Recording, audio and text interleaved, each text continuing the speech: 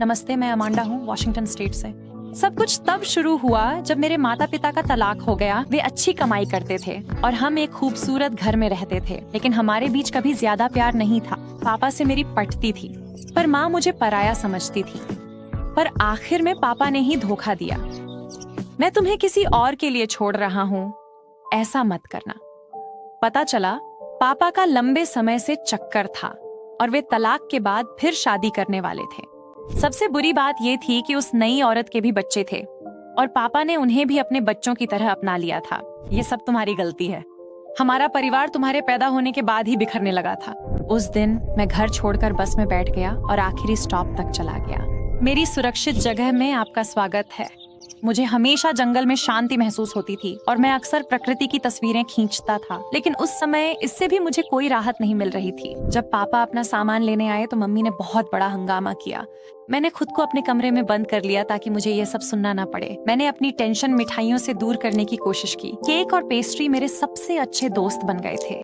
दोस्तों की बात करें तो जब मैंने स्कूल जाना छोड़ दिया तो मेरी सबसे अच्छी दोस्त ने मुझे फोन किया। तुम कहाँ थी?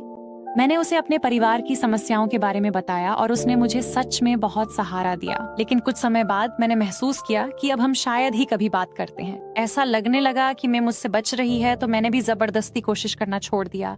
मैं हर दिन क्लास छोड़ने लगी।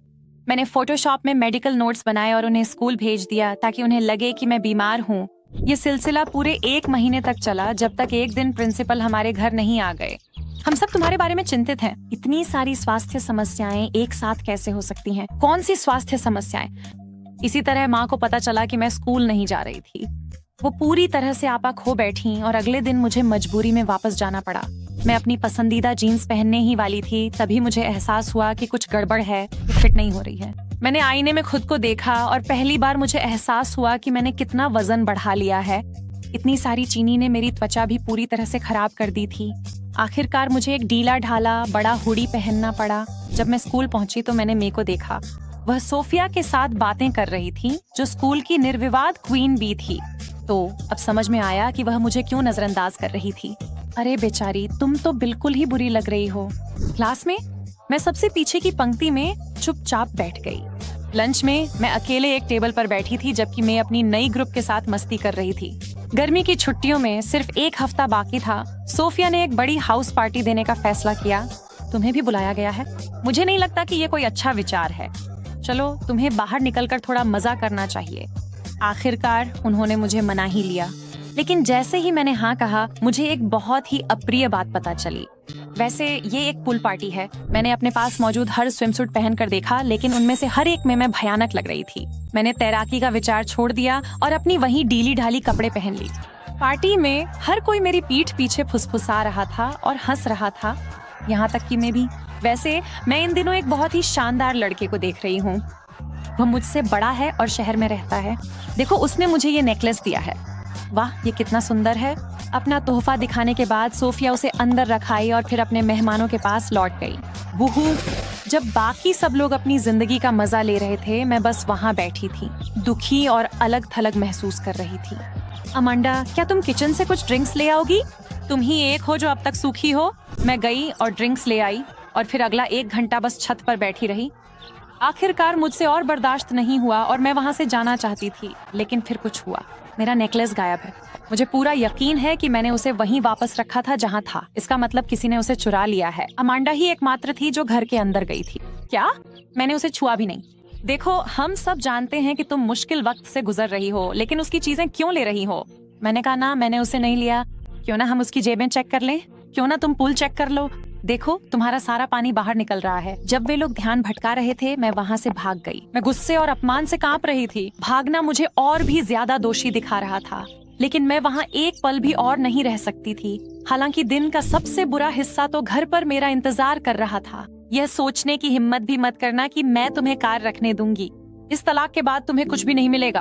और फिर उसने अपना गुस्सा मुझ पर निकालने का फैसला किया। तुम अपने पिता की तरह ही बेकार हो। तुम्हें मेरी कोई परवाह नहीं है। मैं कल गायब भी हो जाऊं तो तुम्हें फर्क भी नहीं पड़ेगा। अब तुम बड़ी लड़की हो गई हो। जाओ, जो चाहो वो करो। मैंने अपनी कमरे में सारी शाम रोते हुए बिताई। ऐसा महसूस हो रहा था जैसे किसी को मेरी परवाह ही नहीं है। और मैं पूरी तरह अकेली हूँ। सब कुछ कब से गलत होने लगा? थोड़ी ही देर में सोफिया ने मुझे कॉल किया। एक पल बाद मई के भी मैसेज आने लगे, लेकिन मैंने उन्हें नहीं पढ़ा। मैंने बस अपना फोन बंद कर दिया और उसे नाइट स्टैंड की दराज में रख दिया। अब खुद पर तरस खाने की जरूरत नहीं है। मैंने इंतजार किया जब तक माँ सो नहीं गई। फिर वो अलमारियां खोली जहाँ वो दस्तावेज रखती थी। कुछ ही मिनटों बाद मुझे वो मिल गया जिसकी मुझे तलाश थी। यही रहा। ये मेरी नानी का पता था। वो हमारी इकलौती रिश्तेदार थी, लेकिन कई सालों से हमारा कोई संपर्क नहीं था। असल में मैंने उन्हें सिर्फ एक बार देखा था, जब मैं बहुत छोटी थी। माँ को शर्म आती थी कि नानी थोड़ी अजीब थी, लेकिन सोचो, क्या कोई सच में मेरी माँ से भी बुरा हो सकता है? नानी पास के ही शहर में रहती थी और मैंने तय किया कि मैं छुट्टियां उनके साथ बिताऊंगी। सावधानी के तौर पर मैंने एक नोट छोड़ दिया जिसमें लिखा था कि मैं ठीक हूँ, और अगली सुबह जल्दी ही घर से निकल गई। केवल जब मैं ट्रेन स्टेशन पहुंची तब अचानक याद आया कि मैंने अपना फोन अपने नाइट स्टैंड पर ही छोड़ दिया है। शायद यही बेहतर है। जब मैं ट्रेन का इंतजार कर रही थी, मैंने पास ही एक ब्यूटी सैलून देखा। तभी मेरे दिमाग में एक और आइडिया आया। तुम्हें क्या लगता है, क्या ये रंग मुझ पर अच्छा लग रहा है? कमेंट्स में बताओ। नानी का शहर छोटा था, लेकिन उसमें अपनी एक अलग ही खूबसूरती थी। मैं उत्साहित थी, लेकिन जब मैं पते पर पहुंची तो थोड़ी घबराहट भी होने लगी।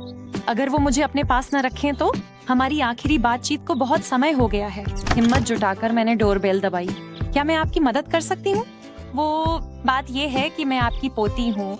यह बहुत अजीब था, लेकिन किसी तरह मैंने समझा दिया कि मैं क्यों आई हूँ। नानी बस चुपचाप मुझे देखती रही। मैं तो सोच ही रही थी कि वो मुझे वापस भेज देंगी, तभी अचानक वो मुस्कुरा दी। बिल्कुल बेटा, अंदर आ जाओ। आपके पास कितनी सारी बिल्लियाँ हैं। मैं इन्हें सड़कों से उठा लाती हूँ। जिन्हें घर मिल जाता है उन्हें दे देती हूँ और बाकी मेरे पास ही रह जाती हैं। उसी पल मुझे एहसास हुआ कि भले ही नानी थोड़ी अजीब थीं, लेकिन उनका दिल बहुत अच्छा था। इस चाय के लिए मैंने खुद जड़ी बूटियां उगाई हैं। यहाँ मेरा पहली बार आना था, लेकिन न जाने क्यों यहाँ आकर घर जैसा महसूस हो रहा था। यहाँ का माहौल बहुत गर्मजोशी और सुकून भरा था, और अपनी नानी से बात करना बहुत स्वाभाविक लग रहा था। क्या मैं गर्मी की छुट्टियों में यहाँ रह सकती हूँ? मुझे तुम्हें यहाँ रखने में खुशी होगी। अगली सुबह मैं घर के ठीक पीछे वाले जंगल में चली गई, लेकिन इस बार मैंने तय किया कि यह यात्रा मजेदार होने के साथ साथ फायदेमंद भी होनी चाहिए।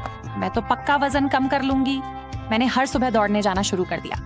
कभी कभी मैं रास्ते में रुककर कुछ दिलचस्प तस्वीरें भी ले लेती थी। एक दिन जब मैं जंगल से वापस आई तो नानी ने मुझे एक अजीब सा मरहम दिया। मैंने इसे जड़ी बूटियों से बनाया है। यह त्वचा की समस्याओं के लिए बहुत अच्छा काम करता है। मेरी राहत की बात थी कि नानी सही थी। सिर्फ कुछ ही हफ्तों में मेरी त्वचा की समस्याएं काफी हद तक ठीक हो गई थीं। दौड़ने और सही तरीके से खाने का भी अच्छा असर हुआ, इसीलिए मुझे खुद पर वाकई गर्व था। नानी के पास एक पुराना फोन था जिसे उन्होंने मुझे मेरे फोन की जगह इस्तेमाल करने दिया। मैंने एक नया सोशल मीडिया अकाउंट बनाया और मुझे मम्मी की प्रोफाइल मिल गई। उनकी ताज़ा तस्वीरें समुद्र के किनारे ली गई थीं। उन्हें सच में कोई परवाह नहीं है। एक बार मुझे पापा की एक पोस्ट दिखी जिसमें उन्होंने अपनी नई फैमिली के साथ फोटो डाली थी। ये देखना अब भी दुख देता है, इसीलिए मैंने तुरंत लॉग आउट कर दिया। एक दिन मैं बिल्ली का खाना खरीदने शहर गई थी। मैं बस आसपास का नजारा देख रही थी, तभी मेरी नजर एक लड़के पर पड़ी जो काफी क्यूट था। मैंने पहले ही कहा था मुझे कॉल करना बंद करो। अचानक हमारी नजरें मिल गईं। उसने मुझे बहुत अजीब सा लुक दिया। इससे मेरी रीढ़ में सिहरन सी दौड़ गई, तो मैंने अपनी चाल तेज कर दी। आखिरकार मैं 1 घंटे से ज्यादा समय तक चीजें देखती रही, फिर बिल्ली का खाना उठाया और बाहर निकलने लगी। लेकिन जब दरवाजे खुले तो वही लड़का वहाँ खड़ा था जो पहले मिला था। ठीक है, शांत रहो, ये लड़का बस कुछ खरीदारी कर रहा है, कोई बड़ी बात नहीं है। मैंने खुद को शांत रखने की कोशिश की, लेकिन वो फिर से मुझे घूर रहा था। फिर उसने अपना फोन निकाला और स्क्रीन अब मेरे चेहरे के बीच बार बार देख रहा था। क्या ये लड़का पागल है? अचानक उसने अपना फोन मेरी तरफ घुमा दिया। ये तुम हो? मेरा दिल बैठ गया। वो मेरे होम टाउन के कम्युनिटी फोरम पर एक लापता व्यक्ति का पोस्टर था और सोफिया ने ही उसे पोस्ट किया था। ये जरूर उस गायब हुए हार के बारे में होगा। नहीं, आप गलत इंसान को समझ रहे हैं। जैसे ही लिफ्ट के दरवाजे खुले, मैं तेजी से बाहर की ओर भाग गया। क्या होगा अगर सोफिया सच में पुलिस के पास चली गई हो? क्या होगा अगर वो लोग पहले से ही मुझे ढूंढ रहे हो? लेकिन मैंने तो कुछ गलत नहीं किया। जब मैं आखिरकार घर पहुंचा तो पता चला कि दादी ने अपनी स्टोरेज अलमारी से एक पुरानी साइकिल निकाल ली थी। तुम इसका इस्तेमाल घूमने फिरने के लिए कर सकते हो, लेकिन इसमें थोड़ी मरम्मत की जरूरत है। मुझे लगा ये कोई बुरी बात नहीं है।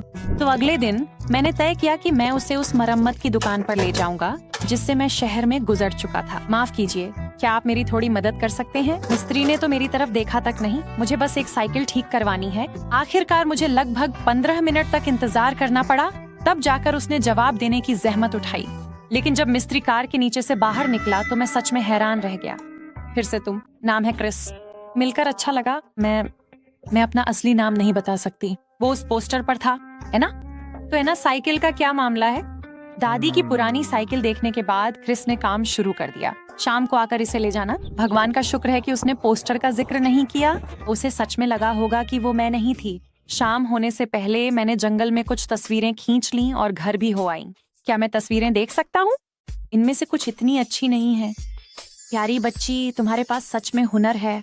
तुम्हें ये कुछ पत्रिकाओं में भेजने की कोशिश करनी चाहिए। सराहना सुनना अजीब सा लगा। मेरे माता पिता ने कभी मेरी रुचियों में जरा भी दिलचस्पी नहीं दिखाई थी। फिर भी दादी के शब्दों ने मुझे वह हिम्मत दी जिसकी मुझे जरूरत थी। मैंने कुछ ऑनलाइन नेचर मैगजीन ढूंढी और अपनी तस्वीरें भेजने का जोखिम उठाया। जब मैं बाइक लेने वापस गई तो पास से एक हल्की उदास सी म्याऊं सुनाई दी। अरे बेचारी छोटी सी जान, तुम यहाँ कैसे आ गई?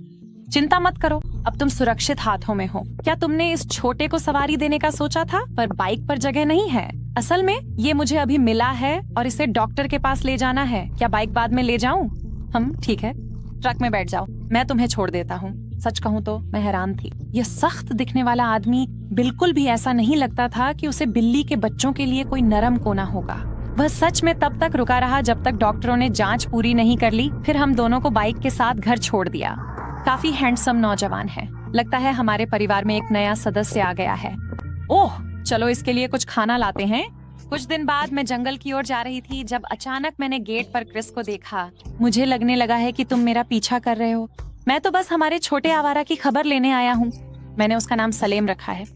उसके बाद क्रिस और मैं हर समय मिलने लगे। शुरुआत में उसका घमंडी रवैया मुझे पागल कर देता था। ऐसा लगता था जैसे वह हमेशा मुझसे ऊपर से बात करता है। लेकिन एक दिन सब कुछ बदल गया। उस दिन मैं सलीम के साथ जंगल में टहल रही थी। वह हर जगह मेरा पीछा कर रहा था, अगर आप कल्पना कर सकते हैं तो। फिर अचानक हमारी मुलाकात क्रिस से हो गई। कितना प्यारा है, जादूगरनी और उसका साथी। पता चला कि उसे भी ये जंगल उतना ही पसंद है जितना मुझे। उसने तो मुझे अपनी पसंदीदा जगहें भी दिखाई। हम बात करने लगे और पता ही नहीं चला कब मैंने उसे अपने परिवार के बारे में सब कुछ बता दिया। मैं समझती हूँ, मेरी माँ मुझे बहुत छोटी थी तभी छोड़ गई थी, लेकिन मेरे पापा ने मुझे सब कुछ सिखाया और अब हम दोनों मिलकर दुकान चलाते हैं। अचानक क्रिस का फोन बजा। उसका हाव भाव तुरंत बदल गया और उसने कॉल काट दी। तुम्हें बार बार कौन कॉल कर रहा है? क्रिस एक पल के लिए झिझका, फिर उसने लंबी सांस ली। मेरी एक्स गर्लफ्रेंड। जब हम साथ थे वह हमेशा मुझे बदलने की कोशिश करती थी। वह कहती थी कि गाड़ियां ठीक करना मेरे स्तर से नीचे है। आखिरकार मैंने उससे ब्रेकअप कर लिया, लेकिन वह अब भी इशारा समझ नहीं पा रही है। उस पल में मैंने उसमें एक बिल्कुल अलग पक्ष देखा। जितना ज्यादा समय हम साथ बिताते गए उतना ही मुझे एहसास हुआ कि मैं उससे प्यार करने लगी हूँ। आखिरकार मैंने फैसला किया कि मैं पहल करूंगी और पहला कदम उठाऊंगी। पहले मुझ में कभी इतनी हिम्मत नहीं थी, लेकिन अब मैं बदल चुकी थी। जानते हो, मैं काफी समय से तुम्हें कुछ बताना चाहती थी। क्रिस ने मुझे बात पूरी भी नहीं करने दी। उसने अपनी उंगली मेरे होंठों पर रखी, फिर झुककर मुझे चूम लिया। ये मेरी जिंदगी का सबसे जादुई पल था। हमने एक दूसरे से मिलना शुरू कर दिया, लेकिन एक दिन मैं उससे मिलने दुकान गई और वहाँ सोफिया को देखा। मुझे छुपना पड़ा ताकि वह मुझे न देख सके। क्या उसने आखिरकार मुझे ढूंढ ही लिया? लेकिन जब मैंने अगले दिन क्रिस से इसके बारे में पूछा तो पता चला कि सोफिया उसकी एक्स थी। वह अब भी मुझे वापस पाने की कोशिश कर रही है। लेकिन चिंता मत करो, हमारे बीच सब कुछ खत्म हो चुका है। मैंने इसे भूलने की कोशिश की, लेकिन कुछ समय बाद मैंने उन्हें फिर से साथ देखा। जब मैं दुकान गई तो क्रिस के पापा ने मुझे बताया कि वह वहाँ नहीं है, वह सोफिया के साथ अगली बस्ती गया है। ऐसा दर्द मैंने तब से नहीं महसूस किया था जब मेरे पापा मुझे छोड़कर गए थे। मैं एक बार फिर खुद को पूरी तरह नाकाम महसूस कर रही थी। मैं तो खुद को जंगल में भी नहीं ले जा पाई और उसकी बजाय पूरे दिन शहर में यूं ही भटकती रही। उस शाम मैं अपने कमरे में गई और सामान पैक करने लगी। मुझे यहाँ से जाना होगा, मुझे एक नई शुरुआत चाहिए। अचानक सलीम मेरे पैरों से आकर लिपट गया। उसी पल मुझे कुछ एहसास हुआ। नहीं, अब मैं भागना बंद कर रही हूँ। मुझे एहसास हुआ कि न तो कोई पुरानी मैं थी और न ही कोई नई मैं। अतीत की लड़की और अब यहाँ खड़ी लड़की एक ही इंसान थी। वही लड़की जो अपनी अनोखी राह पर थी। मुझे खुद को पूरी तरह स्वीकार करने में बहुत समय लगा, है ना सलीम? अचानक दरवाजे पर दस्तक हुई। जब मैंने दरवाजा खोला तो वहाँ एक पुलिस अफसर खड़ा था और ठीक उसके बगल में सोफिया और क्रिस थे। वो हार है, उन्होंने मुझे ढूंढ लिया। क्रिस मेरे साथ ऐसा कैसे कर सकता है? अचानक वे लोग एक तरफ हट गए और कोई और बरामदे की सीढ़ियों पर आ गया। डैड? हे भगवान अमांडा, आखिरकार मैंने तुम्हें ढूंढ लिया। पता चला कि वही मुझे पूरे समय ढूंढ रहे थे। सोफिया को उसी दिन पार्टी में पता चल गया था कि हार मैंने लिया था। जब तुमने स्कूल आना बंद कर दिया तो मुझे बहुत अपराध बोध हुआ, इसलिए मैं तुम्हारे घर गई। मैं तुम्हारे डैड से मिली और मुझे पता चला कि तुम गायब हो गई हो। तुम्हारी माँ चली गई और किसी को नहीं पता था कि तुम्हें कहाँ ढूंढे, तो इसलिए तुमने पोस्टर लगाया था। लेकिन मैंने माँ के लिए एक नोट छोड़ा था जिसमें लिखा था कि मैं ठीक हूँ। शायद माँ ने उसे कभी देखा ही नहीं, या देखा हो तो बताया नहीं। मुझे लगा तुम भेष बदल रही हो। सोफिया ने बताया तुम्हारे पापा तुम्हें खोज रहे हैं, तो मुझे मदद करनी थी। अब तुम मेरे साथ घर चल रही हो? नहीं, मैं यहाँ दादी के साथ रहना चाहती हूँ। कौन सी दादी? खांसी मेरा नाम मिसेस बेनेट है और मुझे लगता है कि मुझे कुछ बातें स्पष्ट करनी होंगी। ये सबसे बड़ा सरप्राइज था। पता चला कि मेरी असली दादी तो कई साल पहले गुजर चुकी थी। मिसेस बेनेट वही महिला थी जिन्होंने उनकी मौत के बाद यह घर खरीदा था। लेकिन आपने कुछ बताया क्यों नहीं? जब तुम मेरे दरवाजे पर आई थी तो मुझे तुरंत समझ आ गया था कि तुम्हें मदद की जरूरत है। मुझे हमेशा से ऐसी चीजों का एहसास हो जाता है। मैंने तुम्हें रहने दिया और पुलिस को नहीं बुलाया। सब कुछ तुम्हारे लिए ठीक ही हुआ है ना? इस बात से बहस करना मुश्किल था। आखिरकार मेरे पापा और मैंने बैठकर दिल से बात की। मैंने उनकी नई फैमिली से भी मुलाकात की। साथ न रहने के फैसले पर पापा ने मिसेस बेनेट के पास मेरे लिए छोटा कॉटेज ले लिया। वो मुझे पोती जैसा मानती हैं और मैं अक्सर उनसे मिलती हूँ। सोफिया आखिरकार समझ गई और उसने क्रिस को अकेला छोड़ दिया। हम आधिकारिक तौर पर फिर से साथ हैं। वैसे एक बड़े ऑनलाइन मैगजीन ने मेरी तस्वीरें प्रकाशित की हैं। मुझे लगता है कि मैंने सच में अपना असली जुनून खोज लिया है। और तुम? क्या तुमने खुद को वैसे ही स्वीकार करना सीख लिया है जैसे तुम सच में हो?